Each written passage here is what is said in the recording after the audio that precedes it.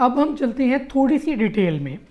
देखिए सर्कुलेशन जो है वो दो तरह की है, एक है एंटीरियर सर्कुलेशन और एक है पोस्टीरियर सर्कुलेशन। एंटीरियर सर्कुलेशन में आपकी आ गई ये middle cerebral artery and anterior cerebral artery, और पोस्टीरियर सर्कुलेशन में आ जाती हैं आपकी पोस्टीरियर सेरिब्रल आर्टरी और बाकी सारी आर्टरीज, जिसमें बेसिलर आर्टरी आ जाती है, superior cerebellar artery, anterior inferior cerebellar artery, posterior inferior cerebellar artery, vertebral arteries, anterior spinal artery, ये सारी आपकी आ गई पोस्टीरियर सर्कुलेशन में। अब पहले एक लेक्चर होगा पूरा एंटीरियर सर्कुलेशन की जो आर्टरीज हैं, और साथ पोस्टीरियर सर्कुलेशन में से पोस्टीरियर सेरिब्रल आर्टरी, और दूसरा लेक्चर होगा जिसमें हम कवर करेंगे बाकी सारी पोस्टीरियर सर्कुलेशन की आर्टरीज। सबसे पहले चलते हैं हम एंटीरियर सर्कुलेशन की आर्टरीज में। देखिए मैंने आपको बताया था कि एंटीरियर सेरिब्रल आर्टरी किधर किधर सप्लाई कर रही है। Anterior cerebral artery basically supply कर रही है आपकी जो मीडियल पोर्शन है ऑफ द ब्रेन, जिसमें अब ये देखें ये मीडियल ब्रेन है, ये लेटरल ब्रेन है।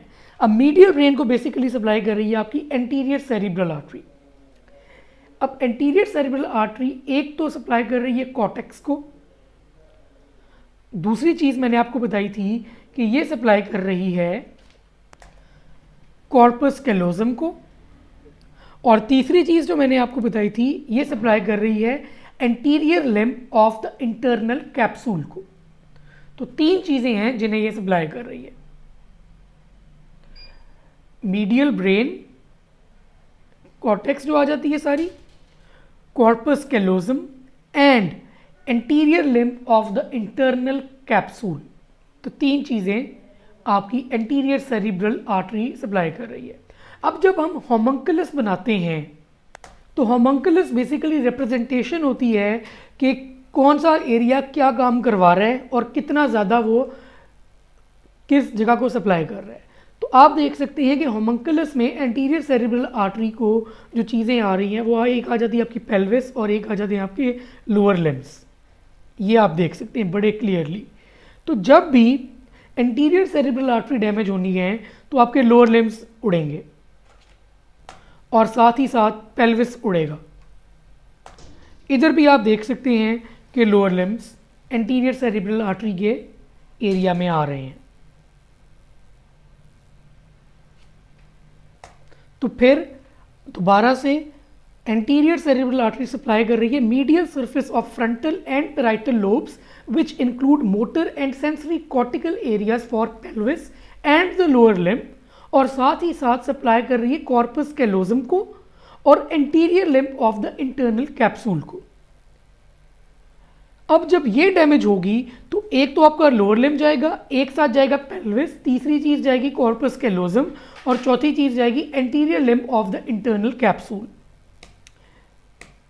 तो ऑक्लूजन होती है तो देखिए spastic paresis of contralateral lower limb and anaesthesia of the lower limb. Common sense है, मोटर सेंसरी दोनों गए।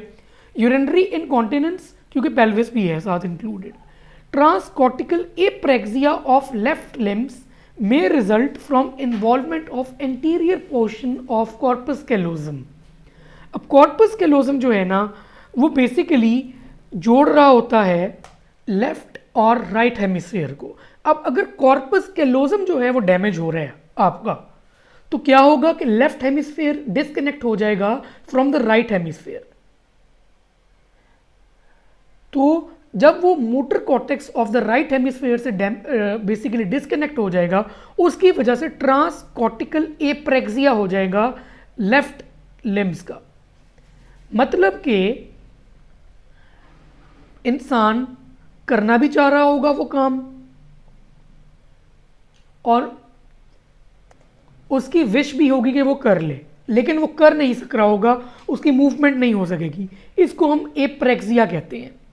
तो एंटीरियर सेरिब्रल आर्टरी यहां तक ही है। पहले वाला लेक्चर दोबारा देखें, उससे आपको मजीद याद हो जाएगी। अब हम चलते हैं दूसरी आर्टरी की तरफ जो है मिडल सेरिब्रल आर्टरी। उससे पहले आपको ये डिवीजन लाजमी पता होनी चाहिए। याद है ना सेंट्रल सल्कस, तो ये फ्रंटल लोब आ गया, ये पैराइटल, ये ऑक्सीपिटल, ये टेम्पोरल। इसी तरह ये मीडियली में ये फ्रंटल लोब आ गया, ये पैराइटल, ये ऑक्सीपिटल और ये नीचे टेम्पोरल होता है और ये सिंगुलेट गायरस है। अच्छा, अब आपने देखना है कि आपकी जो मिडिल सेरिब्रल आर्टरी है वो किधर किधर सप्लाई कर रही है।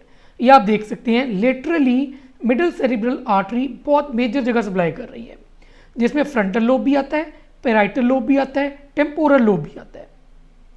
और इसमें जो इम्पॉर्टेंट चीज़ है वो ये है कि इसने फ्रंटल लोब में आपका एरिया होता है यहाँ पे, तो जो ब्रोकास एरिया होता है वो आपका आ जाता है फ्रंटल लोब में। जो वर्निकीस एरिया है वो आ जाता है आपका टेम्पोरल लोब में यहाँ करके, और इनको जोड़ रहा होता है आर्कुएट फेसिकुलस। तो ये एफेजियास करवाएगा। देखिए यहाँ पे अगर डोमिनेंट हेमिस्फीयर आता है ना, तो वर्निकी ब्रोकास यहाँ पे, वर्निकीस यहाँ पे, तो दोनों उड़ेंगे। ब्रोका की वजह से ब्रोकन स्पीच होगी, वर्निकीस की वजह से वर्डी स्पीच होगी, उसको पता नहीं होगा वो क्या बोल रहा है। और अगर आर्कुएट फेसिकुलस जो है वो जा रहा है तो उसकी वजह से क्या होगा कि कंडक्शन एफेजिया हो जाएगा। और अगर ब्रोकास भी जा रहा है, वर्निकी भी जा रहा है और आर्कुएट फेसिकुलस भी जा रहा है, तो तीनों चीज़ें उड़ेंगी, तो उसमें हम कह देंगे उसे ग्लोबल एफेजिया है। ये मैं आपको डिटेल में एफेजियास इसके फ़ौरन बाद पढ़ाता हूँ। सबसे पहले आप ये देख लें कि मिडिल सेरिब्रल आर्टरी ने सप्लाई कहाँ किया, फ्रंटल, पैराइटल, टेम्पोरल लोब, ठीक है। तो एक आपके एरियाज ये वाले आ गए। दूसरी चीज़ जो इसमें इंपॉर्टेंट है, जो डोमिनेंट पैराइटल लोब होता है ना, ठीक है, उसमें तो मैंने आपको बता दिया है कि एक आता है यहाँ पे एंगुलर गायरस, यहाँ करके इस एरिया में ना एंगुलर गायरस। अब जब एंगुलर गायरस जाता है तो उसकी वजह से सेट इन होगा आपका, क्या होगा, गेस्टरमैन सिंड्रोम, जिसमें मैंने आपको बताया था एक ग्राफिया हो जाता है, एक कैलकुलिया हो जाता है, एग्नोजिया हो जाता है और डिसओरिएंटेशन होती है।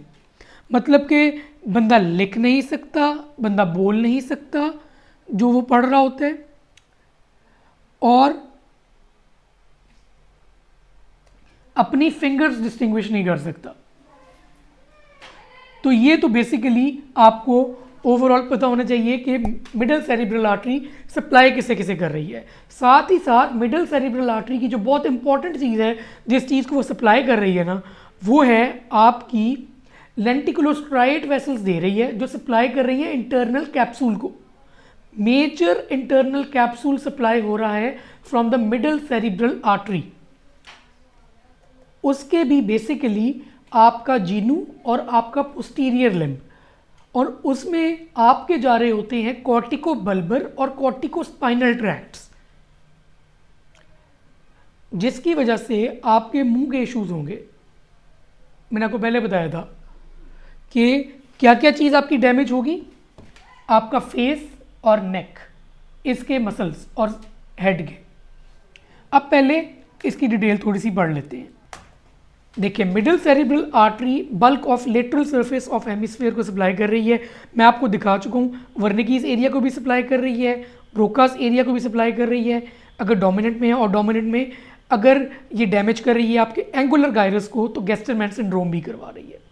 और अगर नॉन डोमिनेंट हेमिस्फीयर में डैमेज कर रही है, नहीं सप्लाई कर रही, बेसिकली डैमेज होती है, तो वो हेमी नेग्लेक्ट सिंड्रोम कॉज करेगा। इसमें भी पैराइटल लोब ही हो रहा है।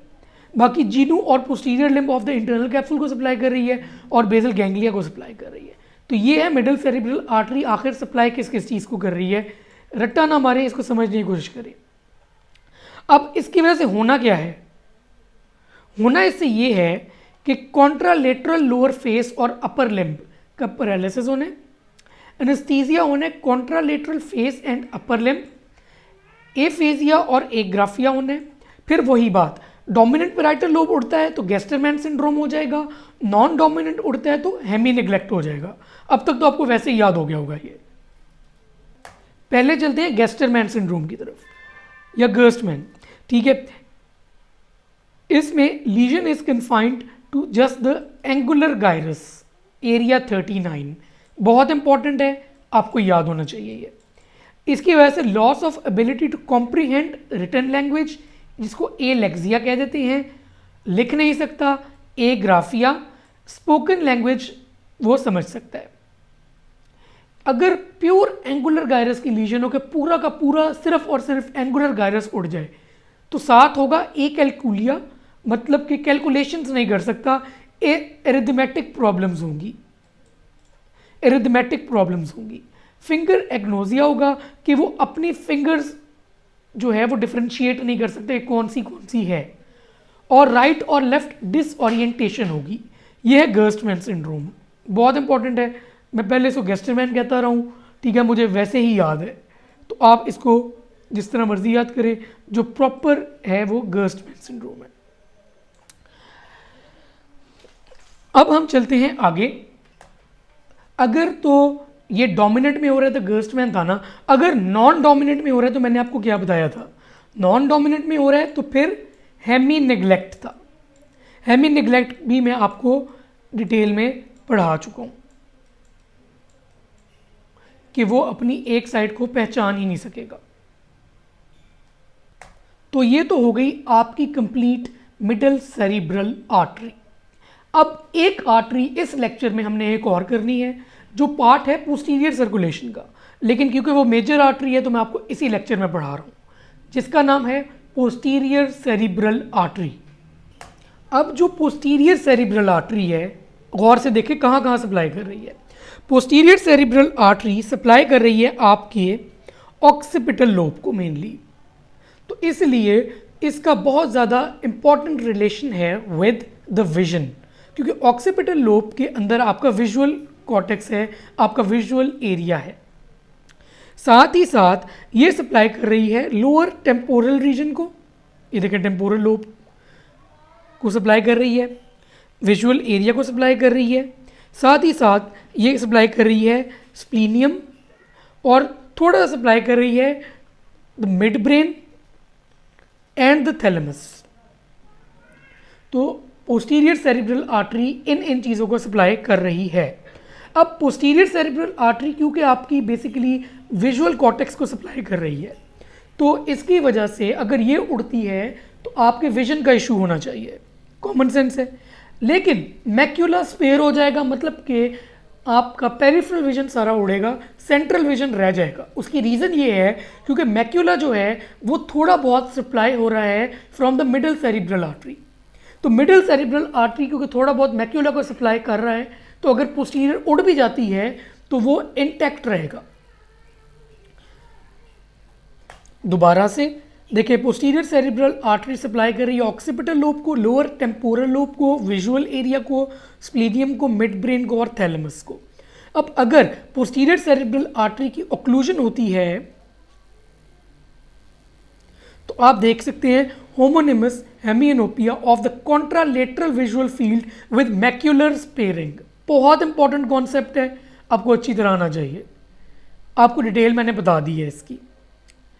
अच्छा, अब ये एक और तस्वीर है उसी की जो मैंने आपको बताई है, जो ये वाली हम तस्वीर डिस्कस कर रहे थे, ये वाली, इसी का एक दूसरा वर्जन ये है जो अभी आपको दिखाई है। ये देखिए, ब्रोकाज एरिया आ गया, वर्निकीज एरिया आ गया, फिर एंगुलर गायरस आ गया, तीनों चीज़ें डिस्कस हुई हैं आपकी, ठीक है। फिर ये स्प्लीनियम आ गया कॉर्पस कैलोजम का, जो मैंने आपको दिखाया था अभी, ठीक है। ये कॉर्पस कैलोजम आ गया पूरा, ये उनकी सारी सप्लाई है। ये एंटीरियर स्पाइनल आर्टरी आपको नजर आ रही है, कहाँ पे सप्लाई कर रही है, ये लोअर लिम्स वाली चीज़ें हैं सारी, एंटीरियर सेरिब्रल आर्टरी की बात हो रही है, सॉरी।